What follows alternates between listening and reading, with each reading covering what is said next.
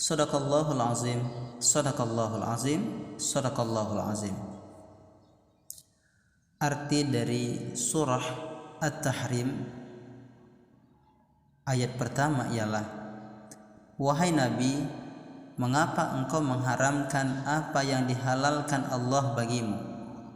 Engkau ingin menyenangkan hati istri-istrimu, dan Allah Maha Pengampun, Maha Penyayang. Sungguh Allah telah mewajibkan kepadamu membebaskan diri dari sumpahmu, dan Allah adalah pelindungmu, dan Dia Maha Mengetahui, Maha Bijaksana. Dan ingatlah ketika secara rahasia Nabi membicarakan suatu peristiwa kepada salah seorang istrinya, yaitu Hafsah. Lalu dia menceritakan peristiwa itu kepada Aisyah, dan Allah memberitahukan peristiwa itu kepadanya, yaitu Nabi. Lalu Nabi memberitahukan kepada Hafsah sebagian dan menyembunyikannya sebagian yang lain. Maka ketika sang Nabi memberitahukan pembicaraan itu kepadanya, yaitu Hafsah, dia bertanya, siapa yang telah memberitahukan hal ini kepadamu? Nabi menjawab, yang memberitahukan kepadaku adalah Allah yang Maha Mengetahui, Maha Teliti. Jika kamu berdua bertobat kepada Allah, maka sungguh hati kamu berdua telah condong untuk menerima kebenaran. Dan jika kamu berdusta saling bantu-membantu menyusahkan Nabi, maka sungguh Allah menjadi pelindungnya, dan juga Jibril dan orang-orang mukmin yang baik. Dan selain itu, malaikat-malaikat adalah penolongnya.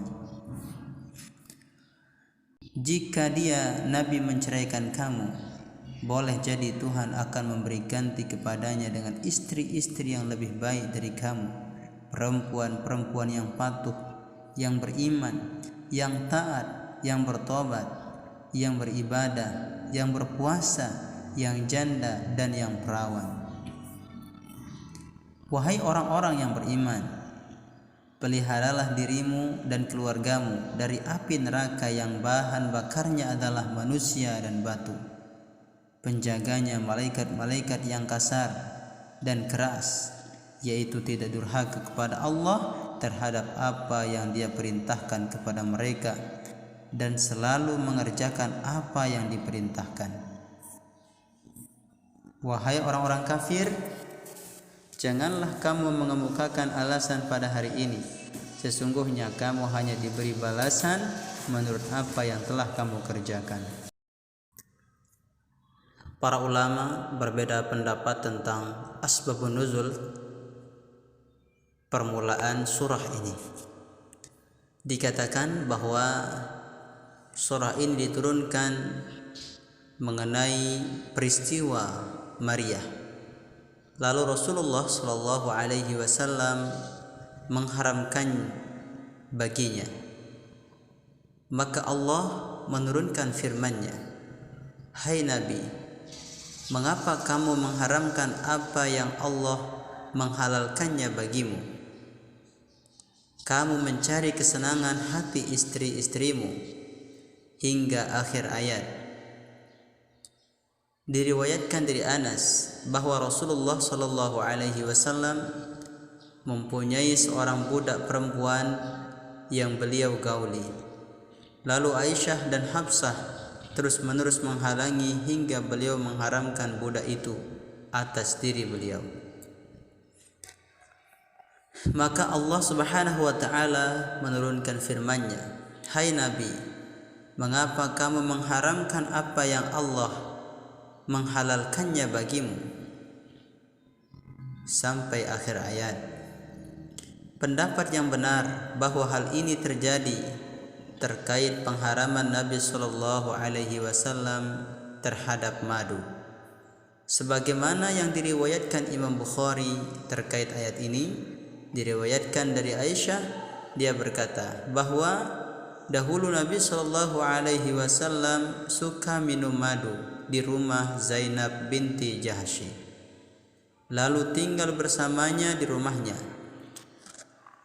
Maka aku dan Hafsah sepakat untuk melakukan suatu tindakan, bahwa kepada siapapun di antara kami berdua beliau Nabi Shallallahu Alaihi Wasallam masuk, maka hendaklah dia mengatakan kepada beliau, engkau telah makan mighfar, sejenis cairan yang manis, karena sesungguhnya aku mencium bau mighfar darimu.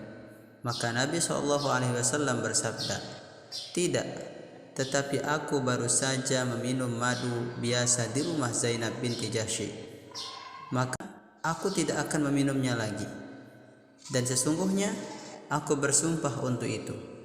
Maka janganlah kamu ceritakan hal ini kepada siapapun. Kamu mencari kesenangan hati istri-istrimu.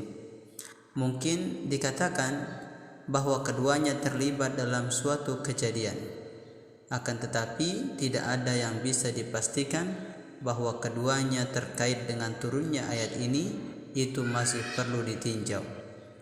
Hanya Allah yang lebih mengetahui makna firman Allah, yang fatuh, yang beriman, yang taat, yang bertaubat, yang mengerjakan ibadah.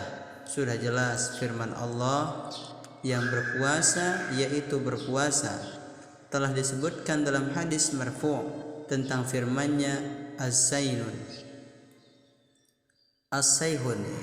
yaitu dalam surah At-Taubah, lafaznya adalah siasah umat ini adalah puasa.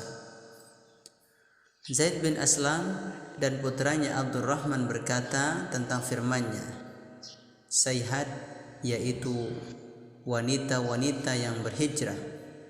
Lalu Abdurrahman membaca firman-Nya yang melawat surah At-Taubah ayat 112, yaitu yang berhijrah. Akan tetapi pendapat pertama, hal yang paling utama, hanya Allah yang lebih mengetahui. Firman Allah Subhanahu wa taala, yang janda dan yang perawan, yaitu di antara mereka ada yang janda dan ada yang perawan, agar lebih menyenangkan hati, dan perbedaan itu juga menenangkan jiwa. Oleh karena itu Allah Subhanahu wa taala berfirman, yang janda dan yang perawan.